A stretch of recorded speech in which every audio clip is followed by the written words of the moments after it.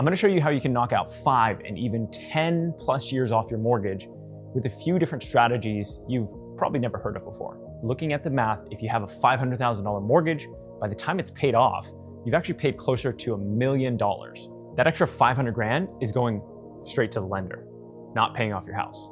And most people think there's no way around paying that interest, but that's completely wrong. And I'm a mortgage expert that's been doing this for years, and I've helped over 500 families navigate their mortgage. And we're about to go over 3 different strategies that you can mix and match to avoid overpaying on interest and erase years off your loan. Let's start with the 3% rule. So getting into the first strategy, and this one's gonna hit different once you see the math. According to PayScale's annual salary budget survey, 84% of all workers are scheduled to receive a base pay increase in 2026 of around 3.5%. But the 3% rule, instead of using the raise to buy those things that you probably don't need, what if we take your mortgage payment and every single year you increase the principal and interest payment by 3%? So here's what it looks like conceptually. First, we have your regular 30-year fixed. You have the same payment for the loan every single year, your principal and interest, right? Next to that, you see the 3% rule. And every year you add 3% on top of the prior year principal and interest. And you'll see the slight increase right over here. In a lot of the families I work with, the goal isn't just to save money. It's to be completely mortgage free by the time their kids leave for college. So no mortgage payment, because they want that payment to be redirected to tuition. Like, think about how cool of a goal that is. And that's why I call it the full ride goal. And today I'm gonna show you exactly how close each strategy gets you there to that goal. All right, so now I know what you're thinking. It saves you 18 and a half years just by doing this 3% rule.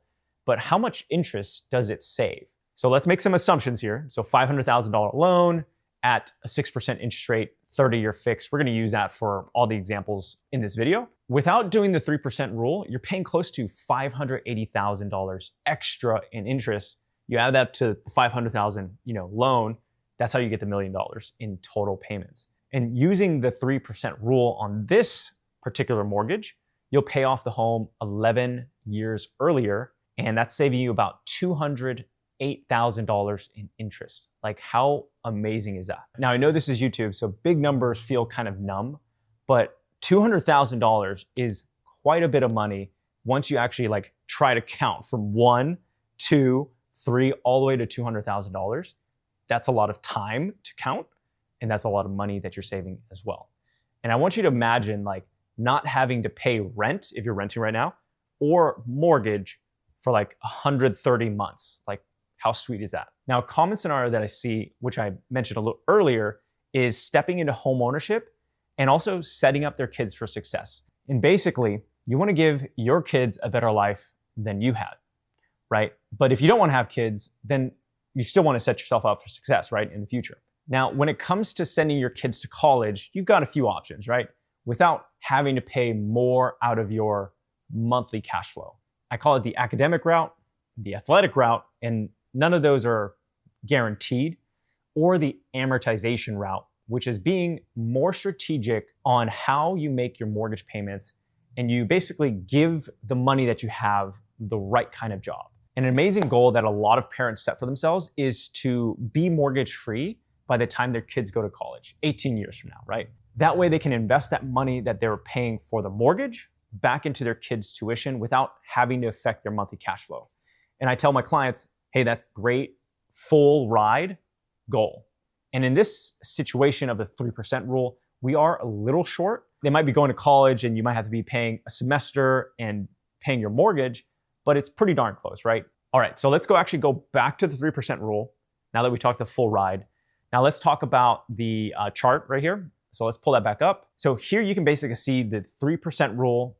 Your payment the second year, you're simply paying an extra $90 a month. Now, the first thing that always pops up whenever I share this strategy with our clients is, wait a minute, that's crazy. I'm gonna have to be paying an extra $500 a month 7 years from now. However, what I want you to do is focus on progress over perfection.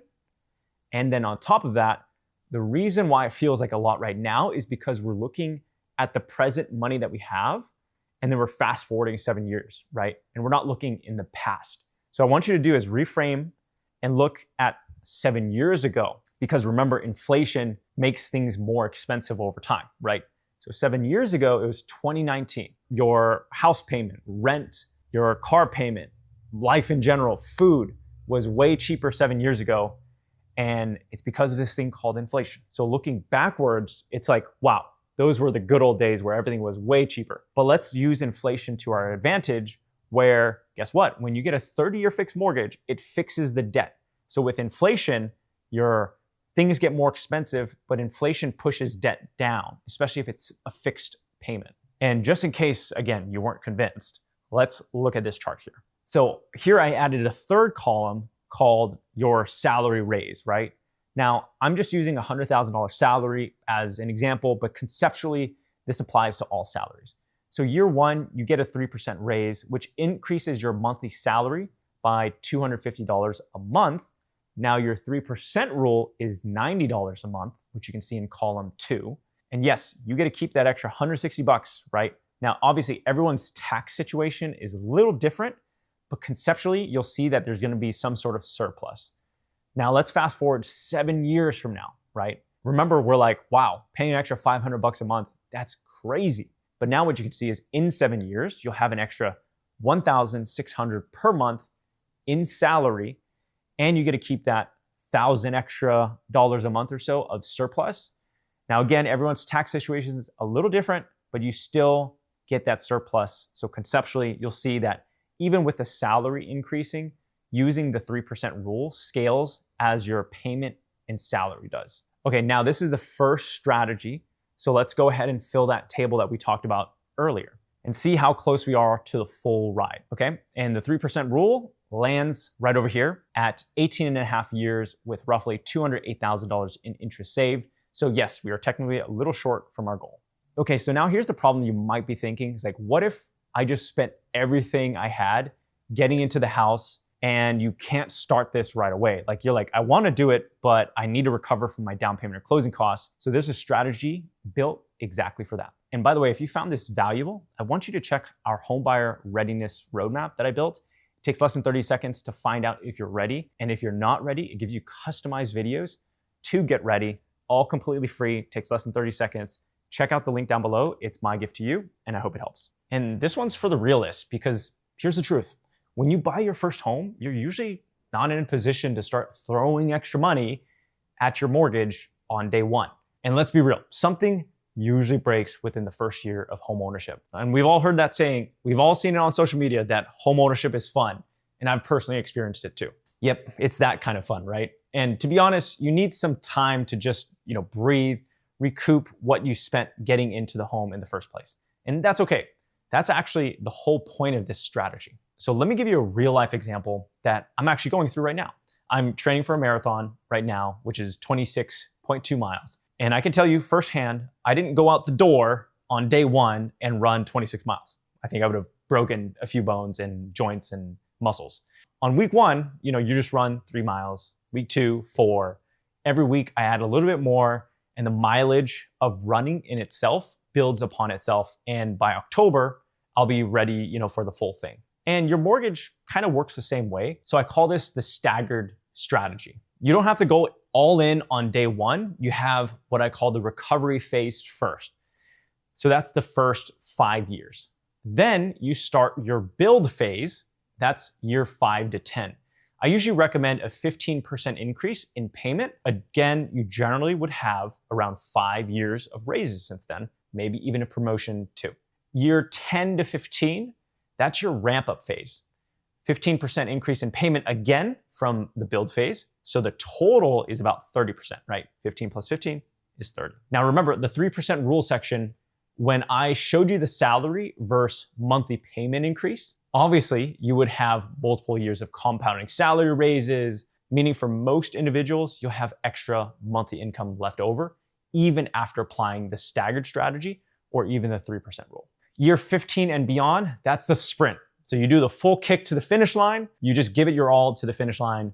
This one, I generally would say add an extra 15% here or more to the extra payment. And in this specific example, the staggered strategy saves you about 10 years off your mortgage. How cool is that? Now remember, the first 5 years, we just did the status quo, made the regular mortgage payment. You get to recoup your down payment, or maybe you let your investments keep growing, and maybe you still wanted to enjoy those vacations before officially locking in. All right, so let's do a quick recap. Let's pull up the full ride table and see how close we are. So we have the standard strategy, right? You're paying an extra $580,000 in interest. The staggered strategy is the one that we just went over. And again, you can customize that and how aggressive you want to be in this one. So you're saving about $180,000 in interest. So this one's really cool, remember, because you didn't have to do anything for the first 5 years, like I mentioned. And remember, the 3% rule is every single year, you're just increasing the principal and interest payment by 3%. And in that one, remember, you save about $208,000 in interest. So when it comes to the full ride plan, the staggered strategy is a little short, but it gives you that breathing room the first 5 years. And then the 3% rule gets you pretty close to having your mortgage paid off before your kids go to college. Now remember, the staggered strategy, this one saves you 10 years without doing anything for the first 5. But the third strategy, we're gonna be using it in a way that nobody really talks about. And it works with every single lender, no questions asked. So if you found this helpful so far, check out my free homebuyer readiness roadmap. It takes less than 30 seconds to complete. And if you're not ready, it gives you customized videos on how to get ready.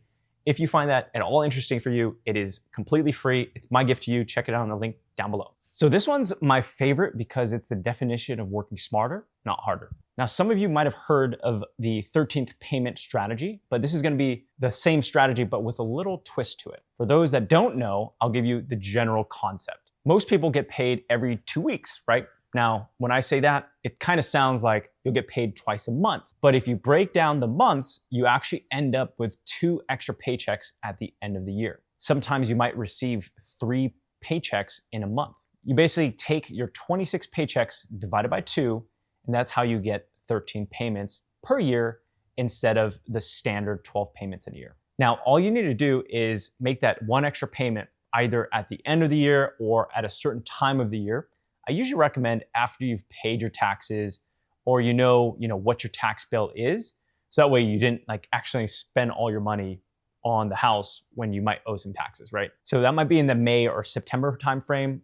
And some other people like to do it in December because that way they don't accidentally spend too much on Christmas shopping. So that's how you make that 1 extra payment auto magically, if that makes sense. So that's the regular 13th payment strategy. But here's what I would recommend to spice it up a little bit. Here's what a lot of homebuyers don't know. Mortgage servicing companies generally don't allow partial payments, meaning it's very difficult to make your first half of the payment at the beginning of the month, and then the second half of the mortgage payment in the middle of the month after you receive your second paycheck. So they actually want you to send the full payment in one full swoop, right? So here's the 2.0 version. All right, so step 1 is gonna be the divide stage. You're gonna take your monthly P&I payment, and again, for this example, we're just using the $500,000 house or $500,000 loan. You take that divided by 26, that's $115 per paycheck. How crazy is that? Very small number. Step 2 is you're gonna park it. Where are we gonna park it? We're gonna park it in a high yield savings account. So auto withdraw, $115 every paycheck. Then you're gonna earn roughly, when I'm recording this, about 2 to maybe 3.5% in a high yield savings account while it just sits there. Step 3, end of the year or end of your fiscal year, I should say, after you paid your taxes, if you want to do that, or if you want to do it in December, you now have, because of math, how cool is this? 26 times 115 is roughly 2,990. You have that saved plus any interest that you might have made in the high yield savings account to add up to that full mortgage payment. Step 4 is you're gonna make 2 payments. In December or whenever you feel comfortable, you're gonna make your regular, I'm gonna say December payment, just for simple example here, because that way you don't hit the partial payment constraint. Then you're gonna make your regular payment, and then the day after or a week after, you can make your 13th payment that you saved up in your high yield savings account. If you want a simpler step, you can actually combine it all into one massive payment, but sometimes I feel good making an extra payment that month. So I like to log in and press the make a payment button twice in a month. Makes me feel good. So that's why I do it that way. But obviously you can do it in one lump sum that month.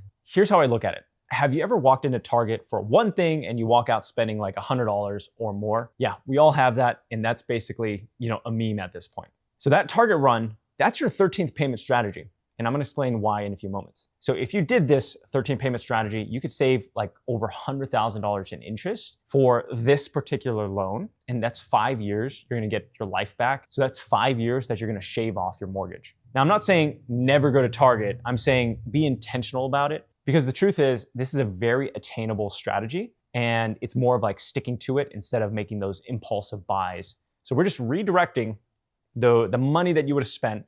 So every 2 weeks, and we're gonna move that money into a high yield savings account. And on top of that, this version 2.0 of this strategy can be used with every single lender out there, no questions asked. All right, so looking at your goal of hitting the full ride scholarship, that way you can be the best parent in the world, or if you just wanna save a ton of money interest, here's where we land. Obviously, we have the standard 30-year fixed strategy, and then the 3% rule, and then the 13th payment strategy goes right about here. That's at 24.8 years saved and $100,000 in interest saved as well.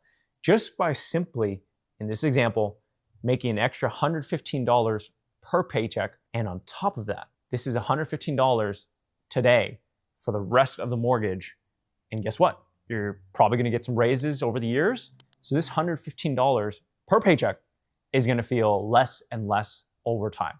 This is why I love this 2.0 version. One, because it works with every lender. And on top of it, it's very manageable to do for most people out there. Now, each of these strategies are strong on its own. As you can see, 6 figures or more in interest savings for these examples. But what happens when you mix and match them? I think this is where things get a little spicy, and I think you'll be able to hit the full ride goal. So let's check it out. So like in like those video games, if you press those buttons, the right combination, you'll get crazy points on the back end. That's what we're talking about here. So here's what we're gonna do. We're going to apply divergent thinking, meaning there's many solutions, many paths to get to the end goal of the full ride goal, or you just wanna be mortgage free by the time you retire. So what I like to do here is kind of mix and match those different strategies that we talked about, right? So especially when it comes to ease of use perspective, I really like the 3% rule because you can just set that up on autopilot. And then the 13 payment strategy, which again, you can set up on autopilot. So let's use those two as a combo move and see where we land. And drum roll, we did it. Yes, we hit our full ride goal of the mortgage being paid off within 18 years. So that combo move is less than a car payment, but compounded over time, that discipline saves you $247,000 in interest. That's close to $250,000, right? So to put that in perspective, that's the equivalent, as of right now, of 2 full college educations, depending on the school, right? Now, it's not from getting lucky. It's not from, having a massive inheritance or winning the lottery. It's just by being strategic about making a payment that you were already going to make. Maybe you were going to spend it already on something that you didn't need. So it's just, again, prioritizing the payment in a smart way. So there you have it. Those are the 3 different strategies with a little bonus one, the combo move, how you can chop off years off your mortgage and keep more money out of the bank's pocket and in your pocket. We went over the 3% rule, right? Where you just increase your principal and interest payment by 3%. If you want extra credit, you can also do the tax and insurance, 3% on top of that as well. Then we went to the staggered strategy where you do nothing for 5 years in the recovery phase. Then you build, then you ramp up, and then you sprint to the finish line. And then the 13th payment strategy, version 2.0 that nobody talks about, but that's gonna be less than a Target trip out there. I would say super easy one to set up. And then last but not least, the combo move, kind of using divergent thinking and adding in multiple strategies to get you closer to that, full ride goal. And here's the best part. And remember, the goal isn't perfection. I believe progress is always gonna be better than perfection. Just like if you're running, like one workout, one run isn't gonna, hit your goal, or working out, one workout isn't gonna do that. One skipped meal isn't gonna lose 50 pounds, but it's the consistency that's the most important part. If this has helped you, subscribe because we break down mortgages, finance, and real estate on this channel and concepts like this. So if you have any questions, drop it in the comment down below or let me know what strategy fits your lifestyle the most. I'm always curious about that. And then I will catch you on the next one. And YouTube is recommending this video right over here, so go check it out. and I'll see you in the next one.